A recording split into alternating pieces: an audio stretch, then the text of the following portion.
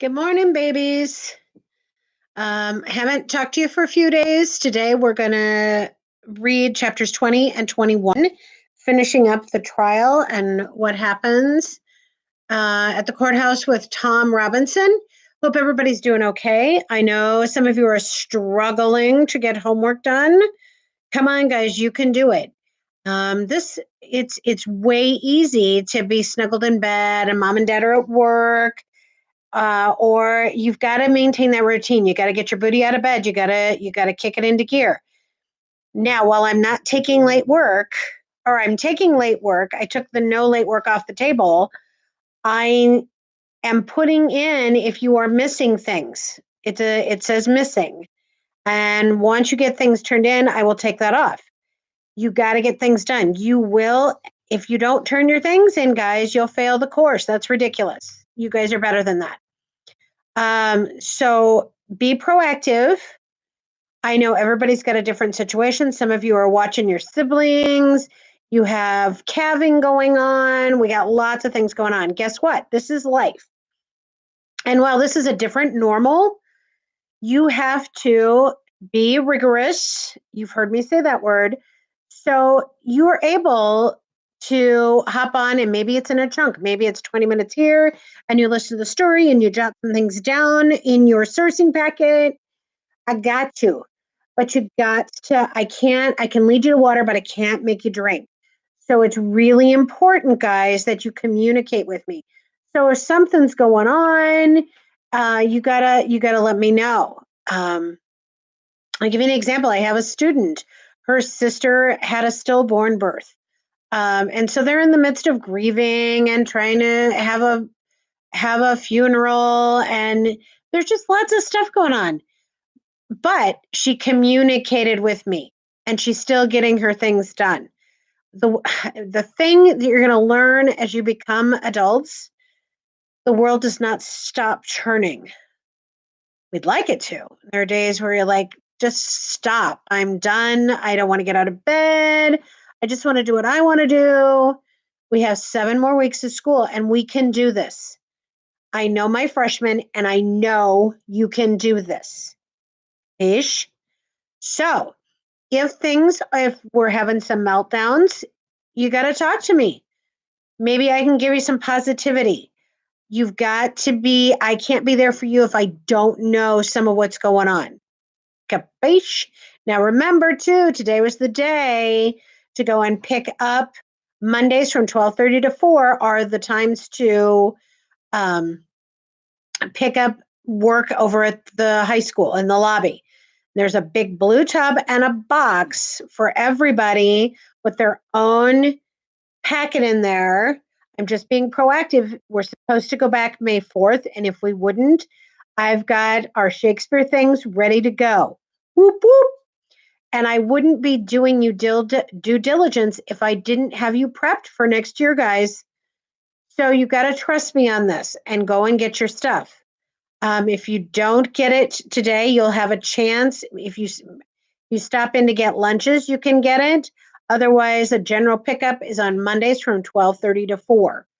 So let me know too if that is not doable. I had to deliver a couple packets to Porches, so I gloved and masked up and did that. Um, I'm considered high risk because I have a prosthetic knee and I've had double pneumonia before. And once you've had pneumonia, not walking pneumonia, but full pneumonia, whether it's a left side, a right side, or a double, you are at a risk for the rest of your life. My husband had double pneumonia in November, and then he had hip surgery for a torn labrum in December. So he is super high risk. So if I have to be careful what I do. So believe it or not, I've gone out to go over to the high school and to drop off to some Porches. But other than that, I am crouched in my burrow. You're in the Miller burrow. You see all these pictures behind me? Those are all pictures of family, my family, dating back 4, 5, 6 generations. They watch over us. So, yeah, it's kind of crazy. Um, but you got to communicate with me. I can't help you if you don't talk to me. And we're in a day and age, hey, you can text me, you can put it on the remind to me, you can email me. If you're having issues with Wi-Fi, you need to let me know that. There are a lot of things I'm good at. Not a complete mind reader. Like to say I am, not so much. So, yeah. After today, you can start sending me pics of your trial booklet. Make sure you get a good, if it's too far away, then I can't see it. And I'm going to tell you, I can't see it. You need to be thorough with your answers. Some of you are just slapping through thinking that I'm not looking at your stuff, and I am. You need to remember on the first sourcing page, full complete sentences, good thought. I can't connect to anything. Really? I'm seeing that too. You've never been bullied. You've never been scared. You've never felt injustice. You never thought that somebody was being treated unfairly or yourself unfairly. You got to go into a bigger scope of thinking, guys. You can do this. Your comprehension questions, remember those can be in fragments, but you need to explain them well. If I don't understand what you're saying, I'm not counting it right. Sucks to suck. That's just the way it is. If I am not firm with you, I am not doing my job. Okay? We got this, but we got this only when you're pulling your weight. And there we're back to the whole essence of To Kill a Mockingbird, that humanity, that reciprocation. You got to do it. And some days it's hard. I don't want to get out of bed. I got my coffee. Yeah, I got my coffee. So I need you to, I know some of you are out golfing, keeping that distance, which is awesome. However, you also need to get your work done. KKK. All right, so we're going to read 20 and 21 today. So grab your books, grab your sourcing pages and your writing utensil, and then let's own this, okay? So the kids, Dill and Scout, left the courthouse. Dill was a mess, crying. It hit him, and it hit him hard, the injustice of everything. So Scout, all right, I'll go with him. They go out, and they see Mr. Link Dees, who got kicked out for being out of order. And then as they're talking, around the tree comes Mr. Dolphus Raymond. Now remember, Mr. Dolphus, he chooses to live with the African Americans. He chooses to have relationships with them. He owns some land. He's very open-minded to things. He has no tolerance for closed-mindedness. And he loves giving the gossip something to talk about on purpose. He loves messing with them because it's not their business. Okay. So we are on chapter 20. And the last thing that Mr. Dolphus said to Dill was, you're not thin-skinned. It just makes you sick, doesn't it? Meaning people's behavior just makes him sick. The hypocrisy, the two-faced garbage, it all makes him sick, okay? So we're on chapter 20. Come on around here, son, and I got something that'll settle your stomach. Now, as Mr. Dolphus Raymond was an evil man, I accepted his invitation reluctantly, but I followed Dill. Really? See, so he's thought to be evil because he drinks alcohol, supposedly alcohol, out of the brown paper bag. He's got mixed children. Somehow I didn't think Atticus would like it if we became friendly with Mr. Raymond, and I knew Aunt Alexandria wouldn't. Here, he said, offering Dill his paper sack with straws in it. Take a good sip. It'll quiet you. Dill sucked on the straws, smiled, and pulled at length. Hee, said Mr. Raymond, evidently taking in delight in corrupting a child. Dill, you watch out now, I warned. Dill released the straws. Excuse me. Yes, Miss Miller. You're on a live stream on YouTube. You're on a live stream of YouTube. I'm reading to my students right now. Yes. What can I do for you? Okay. Can I tell my students you said hi? Miss Miller says hi to all you folks. All right. Later, Gator. Bye. And that's how we do in the Miller household. Okay. So Dolphus Raymond has given Dill his sack, his paper bag that has the two straws that everybody believes he's drinking booze out of. Okay. And Scout's like, Dill, you watch out now, I warned. Dill released the straws and grinned. Scout, it's nothing but Coca Cola. Mr. Raymond sat up against the tree trunk and he'd been lying on the grass. You little folks won't tell on me now, will you? It'd ruin my reputation if you did. So he does it on purpose. You mean all you drinking that sack's Coca Cola? Just plain Coca Cola? Yes, ma'am. Mr. Raymond nodded. I liked his smell. It was of leather and horses and cottonseed. He wore the only English riding boots I'd ever seen. That's all I drink, most of the time. Then you just pretend that you're half. Nah. I beg your pardon, sir. I caught myself. I didn't mean to be. Mr. Raymond chuckled, not at all offended, and I tried to frame a discreet question. Why you do like you do? Why? What? Oh, you mean why? Why do I pretend? Well, it's very simple. He said, some folks, some folks don't like the way I live.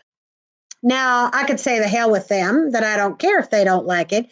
And I do say I don't care if they don't like it right enough, but I don't say the hell with them. See? Dill and I went, no, sir. I try to give them a reason. You see, it helps folks if they can latch onto a reason. Now, when I come to town, which is seldom, if I weave a little and drink out of this sack, folks can say Dolphus Raymond's in the clutches of whiskey. And that's why he won't change his ways. He can't help himself. That's why he lives the way he does. Well, that ain't honest, Mr. Raymond, making yourself out better than you are already. Well, it ain't honest, but it's mighty helpful to folks. Now, secretly, Miss Finch, I'm not much of a drinker. But you see, they could never understand that I live like I do because that's the way I want to live. Now, I had a feeling that I shouldn't be here listening to this sinful man who had mixed children and didn't care who knew it, but he was fascinating. I had never encountered a being who deliberately perpetrated fraud against himself. But why had he entrusted us with his deep secret? I asked him why. Because you're children and you can understand it, he said. And because I heard that one, he jerked his head at Dale. Things haven't caught up with that one's instinct yet. Let him get a little older and he won't get sick and cry. Maybe things will strike him as being not quite right, say, but he won't cry when he gets a few years on. Cry about what, Mr. Raymond? Dale's maleness was beginning to assert itself. It's going to start getting to me, guys. Cry about the simple hell that people give other people without even thinking. Cry about the hell white people give colored folks without even stopping to think that they're people too. Well, Atticus says cheating a colored man's 10 times worse than cheating a white man. I muttered. It says it's the worst thing you can do. Mr. Raymond said, I don't reckon it's. Miss Jean Louise, you don't know your pa's not a run of the mill man. It'll take you a few years for that to sink in. You haven't seen enough of the world yet. You haven't seen enough of this town, but all you got to do is step back inside that courthouse. Oh, so Dolphus is behaving the way he does to give people something else to focus on. So if they're focusing on him, walking around with this paper bag with the straws out of it, they're not focused so much on him living this tainted life that he lives, which it's not. But here's the thing you're going to find out. You're going to have, we always hear, I don't care what people think. Okay. You can say that on a surface level. I didn't like To Kill a Mockingbird. I didn't like the book. Great. And that's your opinion. You have that opinion. On the other hand, to say that you don't care if people think you are a closed-minded, hateful person, that's different because that goes to your character. I'm the weird, nerdy theater English teacher. Yep, that's who I am. If you don't like that, I'm sorry. I do care that my integrity, that I do care that my students know that I care about them. I do care that my community knows that I do try my best for my students. I do care that I have good relationships. I do care about that. So as you get older, there's that surface level of, I don't care what you think. I got a tattoo. I don't like it. Well, I don't care what you think. It's my tattoo. On the other hand, being that humanitarian, being that good person, that person who can reciprocate, collaborate, and be kind. And if you don't learn it now, it's going to bite you the rest of your life. I promise you. Okay. So Dolphus Raymond is saying, there's some folks, they just like to give hell to people just to make themselves feel better. Man. So I see a student bully another student because it makes him feel better. I make fun of somebody because I don't like the way they dress. So this is the time in your lives when you start, and it actually starts when we're little. It starts from the time we're born and through our young adulthood. It helps us scaffold the human beings that we become. It makes us those educators for our own children and our nieces, our nephews, our cousins, our neighbors. Okay? This is where you're called upon to be a bigger person. This all reminded me that we were missing nearly all of Mr. Gilmer's cross-examination. I looked at the sun and it was dropping fast behind the store tops on the west side of the square. And between two fires, I could not decide which I wanted to jump into. Well, Mr. Raymond or the Fifth Judicial Circuit Court. Come on, Dale, I said. You all right now? Yeah. I'm glad to have met you, Mr. Raymond, and thanks for the drink. It was mighty sad. Did you know? Usually we think 7-Up when we have an upset tummy, but did you know that before it was 7-Up, it was Coca-Cola? That cola syrup settled the stomach. So yeah, it's kind of crazy. And not now our sodas are filled with so much gobbledygook. Woof. Okay. We raced back to the courthouse, up the steps, up 2 flights of stairs, and edged our way along the balcony rail. Now, Reverend Sykes had saved our seats. The courtroom was still, and again, I wondered where the babies were. Judge Taylor's cigar was a brown speck in the center of his mouth. Mr. Gilmer was writing on one of the yellow pads on his table, trying to outdo the court reporter, whose hand was jerking rapidly. Shoot, I muttered. We missed it. Atticus was halfway through his speech to the jury. He had evidently pulled some papers from his briefcase that rested on his chair because they were on his table, and Tom Robinson was toying with them. Absence of any corroborative evidence, this man was indicted on a capital charge and is now on trial for his life. I punched Jim. How long's he been at it? Well, he's just gone over the evidence, Jim whispered, and we're going to win, Scout. I don't see how we can. He's been at it about 5 minutes, and he made it as plain and easy. Well, I haven't explained it to you. You could have understood it even. Well, did Mr. Gimmer? Shh, nothing new, just the usual. Hush now. We looked down again, and Atticus was speaking easily with the kind of detachment he used when he dictated a letter. And he walked slowly up and down in front of the jury, and the jury seemed to be attentive. Their heads were up, and they followed Atticus's route with what seemed to be appreciation. And I guess it was because Atticus wasn't a thunderer. Atticus paused, and then he did something he didn't ordinarily do. He unhitched his watch and chain, placed them on the table, saying, with the court's permission. And Judge Taylor nodded, and then Atticus did something I never saw him do before or since, in public or private. He unbuttoned his vest. He unbuttoned his collar, loosened his tie, and he took off his coat. He never loosened a scrap of his clothing until he dressed at bedtime. And to Jim and me, this was the equivalent of him standing before us stark naked. We exchanged horrified glances. Now, Atticus put his hands in his pockets, and as he returned to the jury, I saw his gold collar button and the tips of his pen and pencil winking in the light. Gentlemen, he said. Jim and I again looked at each other. Atticus might have said, Scout. His voice had lost all its aridity, its detachment. And he was talking to the jury as if they were folks on the post office corner. Gentlemen, he was saying, I shall be brief, but I would like to use my remaining time with you to remind you that this case is not a difficult one.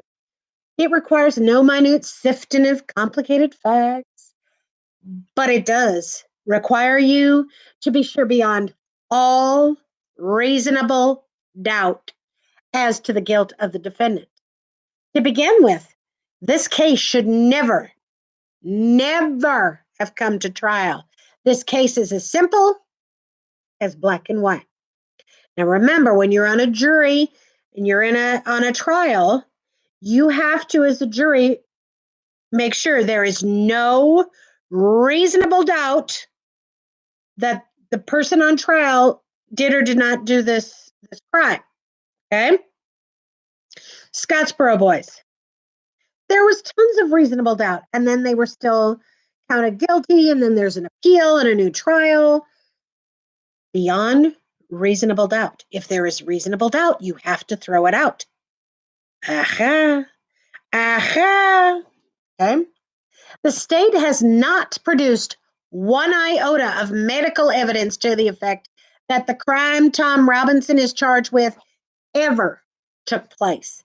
It has relied on, instead, upon the testimony of two witnesses whose evidence has not only been called into serious question on cross-examination, but has been flatly contradicted by the defendant. The defendant is not guilty, but somebody in this courtroom is. Now, I have nothing but pity in my heart for the chief witness for the state, but my pity does not extend so far as to her putting a man's life at stake, which she has done in an effort to get rid of her own guilt. I say guilt, gentlemen, because it was guilt that motivated her. She has committed no crime. She has merely broken a rigid and time-honored code of our society, a code so severe that whoever breaks it is hounded from our midst as unfit to live with. She is the victim of cruel poverty and ignorance. But I can't pity her. She's white. She knew full well the enormity of her offense, but because her desires were stronger than the code she was breaking, she persisted in breaking it. She persisted, as her subsequent reaction is something that all of us have known at one time or another. She did something every child has done. She tried to put the evidence of her offense away from her. But in this case, she was no child hiding stolen contraband. She struck out at her victim. Of necessity, she must put him away from her. He must be removed from her presence, from this world. She must destroy the evidence of her offense. And what was the evidence of her offense? Tom Robinson, a human being. She must put Tom Robinson away from her. Tom Robinson was her daily reminder of what she did. And what did she do? She tempted a Negro. She was white and she tempted a Negro. She did something that in our society is unspeakable. She kissed a black man. Not an old uncle, but a strong, young Negro man. No code mattered to her before she broke it, but it came crashing down on her afterwards. Her father saw it, and the defendant has testified as to his remark. And what did her father do? We don't know. We don't know, but there is circumstantial evidence to indicate that Mayella Ewell has been beaten savagely by someone who led almost exclusively with his left. We do know in part what Mr. Ewell did. He did what any God-fearing, persevering, respectable white man would do under any circumstance. He swore out a warrant, no doubt signing it with his left hand. And Tom Robinson now sits before you, having taken the oath with the only good hand he possesses, his right hand. And so, a quiet, respectable, humble Negro who had the unmitigated temerity to feel sorry for a white woman has had to put his word against two white people's. Now, I need not remind you of their appearance and conduct on the stand. You saw them for yourselves.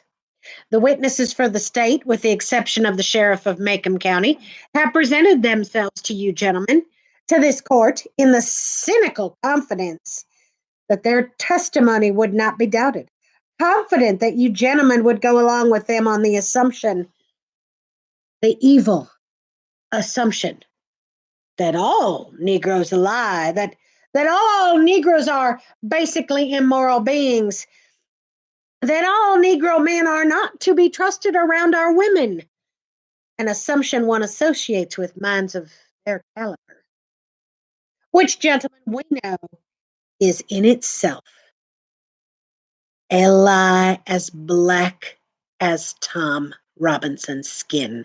A lie. I do not have to point out to you. You know the truth. And the truth is this: some Negroes lie. Some Negroes are immoral. Some Negro men are not to be trusted around women, black or white. But this is a truth that applies to the human race and to no particular race of men. This is not a person there's not a person in this courtroom who has never told a lie, who has never done an immoral thing, and there is no man living who has never looked upon a woman without desire. Atticus paused and took out his handkerchief. Then he took off his glasses and he wiped them, and we saw another first. We had never seen him sweat. He was one of those men whose faces never perspired, but now it was a shining tan. One more thing, gentlemen, before I quit. Thomas Jefferson once said, all men are created equal, a phrase that the Yankees and the distaff of the executive branch in Washington are fond at hurling at us. There is a tendency in this year of grace, 1935, for certain people to use this phrase out of context to satisfy all conditions. The most ridiculous example I can think of is that people who run public education promote the stupid and idle along with the industrious. Because all men are created equal, educators will gravely tell you the children left behind suffer terrible feelings of inferiority. We know all men are not created equal in the sense that some people would have us believe. Some people are smarter than others. Some people have more opportunity because they're born with it. Some men make more money than others. Some ladies can make better cakes than others. Some people are born gifted beyond the normal scope of most men. But there is one way in this country in which all men are created equal. There is one human institution that makes a pauper the equal of a Rockefeller, the stupid man the equal of an Einstein, the ignorant man the equal of any college president. That institution, gentlemen, is a court. A court. And it can be the Supreme Court of the United States or the humblest JP court in the land or this honorable court which you serve. Our courts have their faults, as does any human institution. But in this country, our courts are the great levelers. And in our courts, all men are created equal. Now, I'm no idealist to believe in the integrity of our courts and the jury system. That's no idea to me. It is a living, working reality. Gentlemen, a court is no better than each man of you sitting before me on this jury. A court is only as sound as its jury. A jury is only as sound as the men who make it up. I'm confident that you gentlemen will review without passion the evidence you have heard, come to a decision, and restore the defendant to his family. In the name of God, do your duty. Atticus's voice had dropped, and as he turned away from the jury, he'd said something I didn't catch. He said it more to himself than to the court, and I punched Jeb. What'd he say? In the name of God, believe him. I think that's what he said.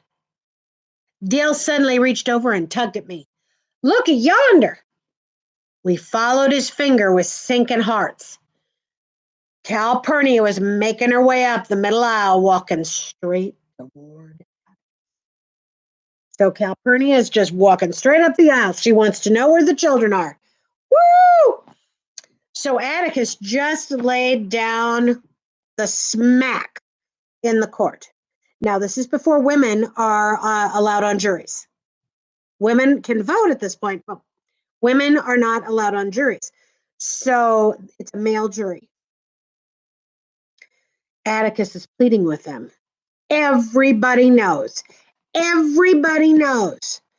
that Bob beats and molests and assaults male. They know it. But if she will lie under oath, she is so scared of the outcome. She is so frightened of because she's never off of that homestead. She knows nothing else.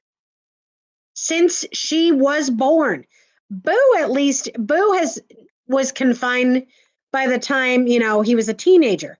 He'd been out in the world a little bit. He had friends. He knew as a kid how things rotated, the difference between good and bad, right and wrong, sharing, caring, having friends. She's never had that. She doesn't know any different. So Tom, in her eyes, is a friend, but her knowledge of love is what she sees her father do to her. Holy mackerel.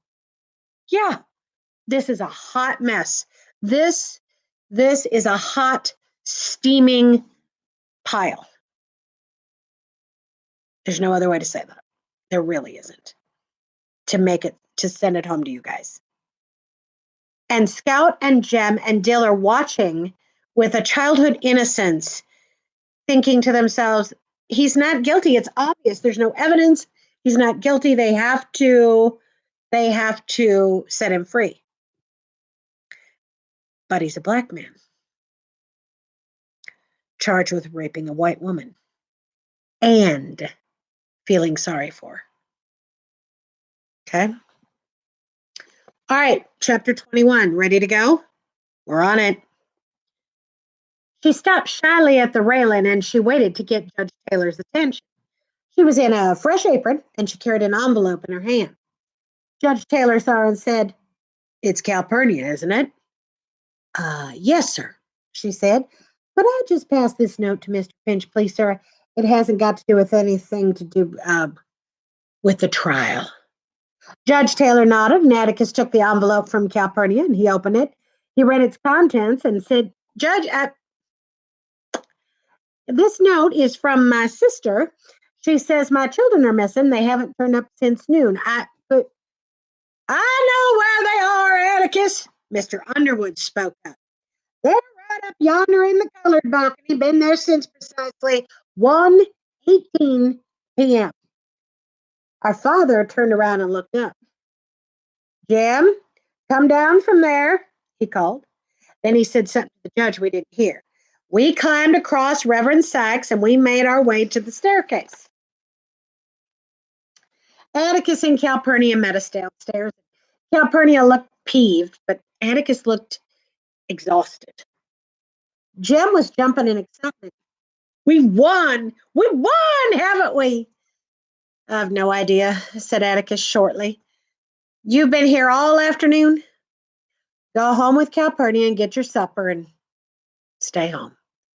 "Oh, Atticus, please let us come back," pleaded Jim. "Please let us hear the verdict. Please, sir." "Well, the jury might be out and back in a minute. We don't know." But we could tell Atticus was relenting.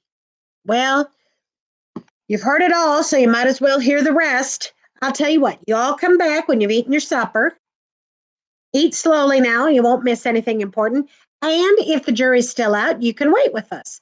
But I expect it'll be over before you get back." "You think they'll acquit him that fast?" asked Jim. Atticus opened his mouth to answer, but shut it and left us. Now, guys, the faster it goes, that means their mind is already set. They're all on the same page. And do you think acquittal is on the mind, that they're all going to say, "Yep, he's innocent"? Every single one of them. You have to have a majority vote or it's a mistrial. The longer a jury stays and deliberates, the longer they have that conversation while they're sequestered, that means that there's reasonable doubt. You have to have reasonable doubt to convict. Okay. Otherwise, you got to acquit him. You got to let him go. Okay. I prayed that Reverend Sykes would save seats for us, but stopped praying when I remembered that people got up and left in droves when the jury was out. And tonight they'd overrun the drugstore, the OK Cafe, and the hotel, that is, unless they brought their own suppers, too. Calpurnia marched us home. "I'll skin every one of you alive." The very idea. You children listening to all that. "Mr. Jim, don't you know better than to take your little sister to that trial? Miss Alexandria will absolutely have a stroke of paralysis when she finds out. It ain't fitting for children to hear." The street lights were on, and we glimpsed Calpurnia's indignant profile as we passed beneath him. "Mr. Jim, I thought you was getting some kind of head on your shoulders. The very idea, she's your little sister. The very idea, sir. You ought to be perfectly ashamed of yourself. Haven't you got any sense at all?" I was exhilarated. So many things had happened so fast, I felt it would take years to sort them out. And now here was Calpurnia giving her precious Jim the down country. What new marvels would the evening bring? Jim was chuckling. "Don't you want to hear about it, Cal?" "You hush your mouth, sir. When you ought to be hanging your head in shame, you go along laughing."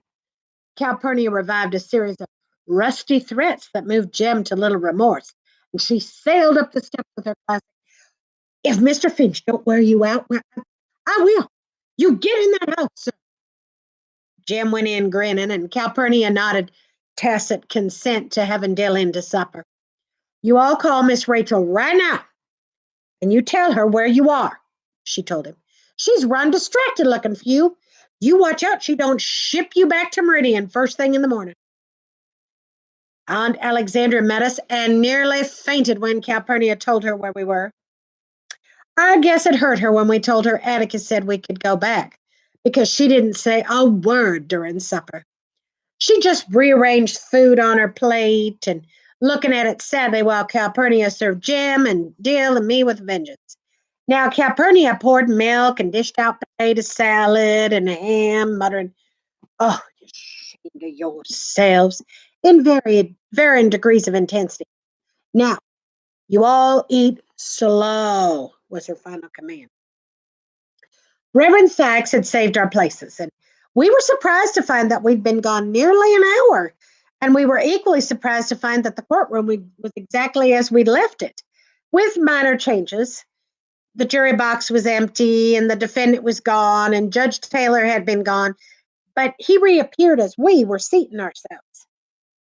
"Nobody's moved hardly," said Jim. "Well, they moved around some when the jury went out," said Reverend Sachs. "The women folk down there got the women folk their suppers and they fed their babies." "How long they been out?" asked Jim. About 30 minutes. Mr. Finch and Mr. Gilmer did some more talking and Judge Taylor charged the jury." "How was he?" asked Jim. "What say? Oh, yeah, he did all right. He did all right. I ain't complaining one bit. He was pretty. He was mighty fair-minded. He sort of said, 'If you believe this, then you'll have to return one verdict. But if you believe this, then you'll have to return another one.' I thought he was leaning a little on our side." Reverend Sykes scratched his head. Jim smiled. "He's not supposed to lean, Reverend, but don't fret. We won it," he said wisely. "I don't see how any jury could convict on what we heard." "Now, don't you be so confident, Mr. Jim. I ain't never seen a jury decide in favor of a colored man over a white man." But Jim took exception to Reverend Sykes, and we were subjected to a lengthy review of the evidence with Jim's ideas on the law regarding rape. It wasn't rape if she let you, but you had to be 18. In Alabama, that is. And Mayella was 19. And apparently, you had to kick and holler. You had to be overpowered and stomped on, preferably knocked stone cold. And if you were under 18, you didn't have to go through all this. So let's go back on that. So they really are not understanding what rape is in a sexual context, obviously. And if you're under 18, it's really not that, but you have to be, for it to be rape, you got to be hit, maybe knocked out. They're not understanding assault, let alone sexual assault, let alone rape. But remember, they are little. They're youngins. Okay. So this Jim has an idea of the birds and the bees. But Scout and Dill, remember what Dill and Scout were saying? How babies were made? And no, clueless. Okay. So imagine if they really had an understanding of what was going on, they'd be furious. They would be livid. Okay. Okay.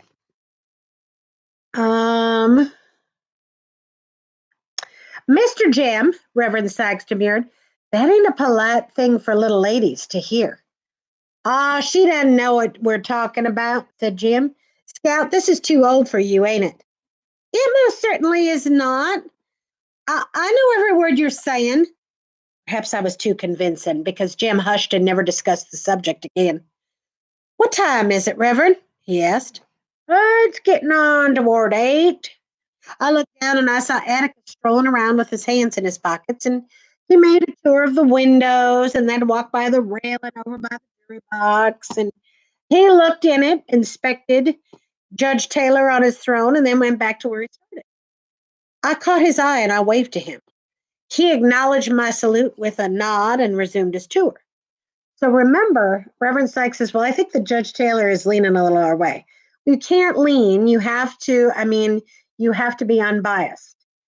But why do you think Judge Taylor wanted Atticus to take this? If there was anybody that could get Tom acquitted, it would be Atticus. So, of course, Judge Taylor is an open, fair minded person. Remember back to the Scottsboro video, that Judge Horton, good, kind, even though he was an Alabama judge, he'd been raised in those ways in the South. He also knew, taking his oath as a judge, he knew that he needed to be unbiased and fair. Remember that other judge that came in after was new. He was a dictator. He had that thought. He was totally biased. It was a hot mess, obviously. Okay. Mr. Gilmer was standing at the windows talking to Mr. Underwood. Bert, the court reporter, was chain smoking. He sat back with his feet on the table. But the officers of the court, the ones present, Atticus, Mr. Gilmer, Judge Taylor, sound asleep, and Bert, were the only ones whose behavior seemed normal. I had never seen a packed courtroom so still. Sometimes a baby would cry out fretfully and a child would scurry out, but the grown people sat as if they were in church. In the balcony, the Negroes sat and stood around us with biblical patience. The old courthouse clock suffered its preliminary strain and struck the hour, 8 deafening bongs that shook our bones. When it bonged 11 times, meaning 11 o'clock at night, they've been sitting there. I was past feeling tired from fighting sleep. I allowed myself a short nap against Reverend Sachs's comfortable arm and shoulder, and I jerked awake, and I made an honest effort to remain so by looking down and concentrating on the heads below. There were 16 bald ones and 14 men that could pass for redheads and 40 heads varying between brown and black. And I remembered something that Jim had once explained to me when he went through a brief period of psychical research. He said if enough people, a stadium full maybe, were to concentrate on one thing, such as setting a tree afire in the woods, that tree would ignite of its own accord. Meaning, so if we all think, acquit him, he's going to be innocent, then that's going to make it happen. Okay.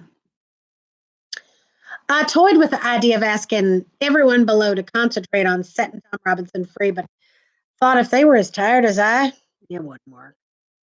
Dale was sound asleep, his head on Jim's shoulder, and Jim was quiet. Ain't it a long time? I asked him. Sure is, Scout. Well, from the way you put it, it would just take 5 minutes. Jim raised his eyebrows.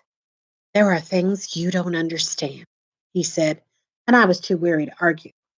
Okay, 2 points, guys. So thought it would just take 5 minutes. So this has been drawn out. So it's been several hours. They have been in discussion, which means there's reasonable doubt. Will they follow up on that, though? Will they be honorable to that? And as a jury, go with that? The longer they hem and haw in the jury room means that there's an issue, that there is possible reasonable doubt. Okay. The second thing is Jem looks at her and says, there are just some things you don't know about. Jem, being that innocent, yes, it is black and white. And Jem is of the opinion that that's the way that they will vote. Honest men, you've made an oath not to lie, to follow and do the respectable thing as a human being, a humanitarian. So in Jem's mind, he's like, Scout, there are so many things you don't understand. This is fine. This is going to work out just fine. It's an obvious, we're jumping hurdles here, but in the end, Tom's going to be okie dokie. But I must have been reasonably awake, or I would not have received the impression that was creeping into me. It was not like the one I had last winter, and I shivered, though the night was hot. The feeling grew until the atmosphere in the classroom was exactly the same as a cold February morning when the mockingbirds were still and the carpenters had stopped hammering on Miss Maudie's new house, and every wood door in the neighborhood was shut as tight as the doors of the Radley place. A deserted, empty street, The courtroom packed with people. A steaming summer night was no different than a winter morning. Mr. Tate, who had entered the courtroom and was talking to Atticus, might have been wearing his high boots and his lumberjack. Atticus had stopped his tranquil journey and had put his foot onto the bottom rung of a chair as he listened to what Mr. Tate was saying, and he ran his hand slowly up and down his thigh. I expected Mr. Tate to say any minute, "Take him, Mr. Finch." But Mr. Tate said, "This court will come to order," in a voice that rang with authority, and the heads below us jerked up. Mr. Tate left the courtroom and returned with Tom Robinson. He steered Tom to his place beside Atticus, and he stood there. Judge Taylor had roused himself to sudden alertness and was sitting up straight looking at the empty jury box. What happened after that had a dreamlike quality. In a dream, I saw the jury return, moving like underwater swimmers. And Judge Taylor's voice came from far away and was tiny. I saw something only a lawyer's child was expected to see, could be expected to watch for. And it was like watching Atticus walk into the street, raise a rifle to his shoulder, and pull the trigger, but watching all the time knowing the gun was empty. Now, a jury never looks at a defendant that it is convicted. And when this jury came in, not one of them looked at Tom Robinson. The foreman handed a piece of paper to Mr. Tate, who handed it to the clerk, who handed it to the judge. And I shut my eyes. And Judge Taylor was polling the jury. Guilty, guilty, guilty, guilty. I peeked at Jim. His hands were wet from gripping the balcony rail, and his shoulders jerked as if each guilty was a separate stab between them. Judge Taylor was saying something. His gavel was in his fist, but he wasn't using it. Dimly, I saw Atticus pushing papers from the table into his briefcase, and he snapped it shut, and he went to the court reporter and said something, nodded to Mr. Gilmer, and then went to Tom Robinson and whispered something to him. Atticus put a hand on Tom's shoulder as he whispered. Atticus took his coat off the back of his chair and he pulled it over his shoulder. Then he left the courtroom, but not by his usual exit. He must have wanted to go home the short way, because he walked quickly down the middle aisle toward the south exit. I followed the top of his head as he made his way to the door, and he did not look up. Someone was punching me, but I was reluctant to take my eyes from the people below us and from the image of Atticus's lonely walk down the aisle. Miss Jean Louise. I looked around. They were standing all around us, and in the balcony on the opposite wall, the Negroes were getting to their feet. Reverend Sachs' voice was as distant as Judge Taylor's. Miss Jean Louise, stand up. Your father's passing. So, why were they all standing? Why were they all standing as he walked through the courtroom out the south end? He could have shot out one of the easy sides by the jury, but he walked all the way through the people on the bottom there. And as he started to walk, all the African Americans stood. Why would they do that? You're right. It's respect. If you don't think that the African American community didn't know that this is how this was going to go, you're mistaken. You're naive. They knew. They knew exactly how this was going to roll. It would have been a freaky miracle if he'd been acquitted. But they did take a long time. We'll find out more about that.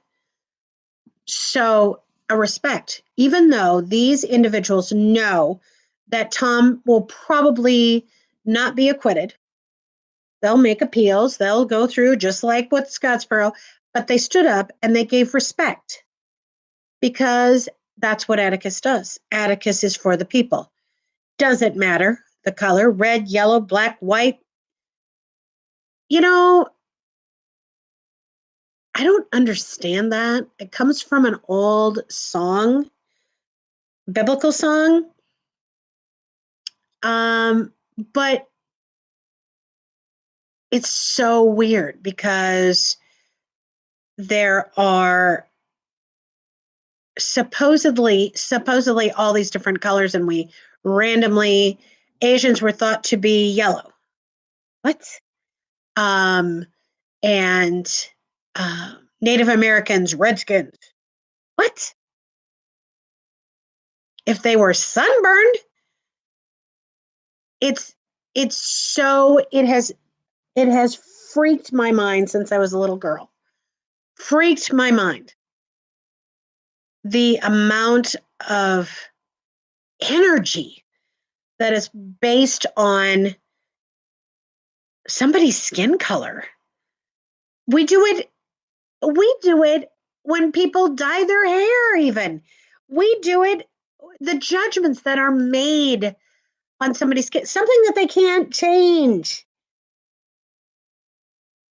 Your culture, your identity. Embrace it. We tend to enjoy different traditions and foods and celebrations, but then we tend to make stupid judgments on skin color and not the quality of someone's character. Character doesn't have to do with how much money you make or how little you make. Character doesn't have to do with the color of your skin, your hair, your eyes, your age. Character comes from the heart. Character is how you treat people. Character is being a humanitarian, and we have been studying this all year. Every single thing that I have laid out for you, every single story. It's all about being the human being, being the best human being you can be. Okay, let me get off my done. Now, this week, we're only going to go up to 21 this week. And remember, it's Easter weekend, Passover. So we don't have classes. See, I'm balling. We don't have classes Friday or Monday. Duh, I know. We're going to do a fun. Yeah, fun. I said it. You'll like it.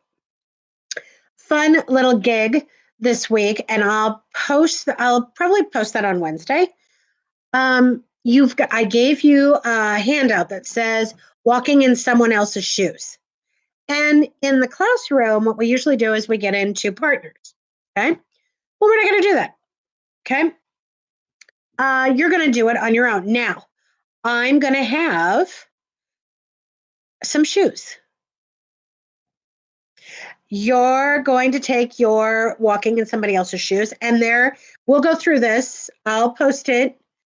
And I'm going to show you some shoes. And I want you to pick the shoe you like the best, or you think is the quirkiest, or whatever. And you're going to walk in that person's shoes, literally and figuratively, kind of. So I will post that this week. So that'll be a fun little thing to do. It's not difficult. Don't get your knickers in a twist.